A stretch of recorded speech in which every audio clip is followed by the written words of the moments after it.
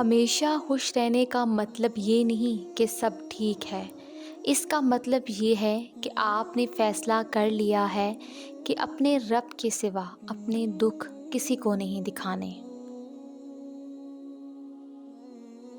زندگی کے کچھ مقامات پر لاپرواہ رہنا سیکھیں، کیونکہ جس طرح ہر بات کہنے والی نہیں ہوتی، اسی طرح ہر بات سہنے اور سننے والی بھی نہیں ہوتی۔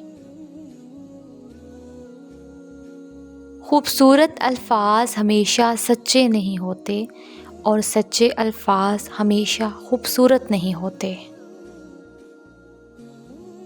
وہ رب کبھی مکمل طور پر آزمائش میں مبتلا نہیں کرتا، کہیں نہ کہیں کوئی دروازہ کھلا رکھتا ہے جہاں سے رحمت ٹھنڈی ہوا کے جھونکوں کی طرح آ کر دل کو پرسکون کرتی رہتی ہے۔ کوئی نہ کوئی آسانی تو مشکل کے ساتھ موجود رہتی ہے۔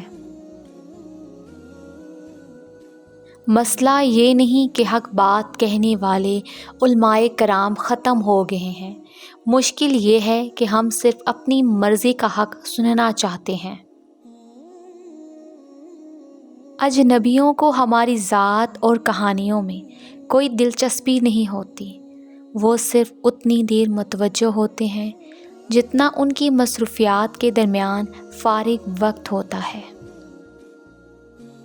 کچھ خسارے روح میں ایک زہر سا گھول دیتے ہیں، وہ روح کو ایسا بنا دیتے ہیں کہ وہ شکوہ اور گلہ کرنا ہی بھول جاتی ہے اور خاموشی کی وادیوں میں چلی جاتی ہے، تنہا جیسے سرد کے سیاہ روح بلند و بالا درخت ہوں۔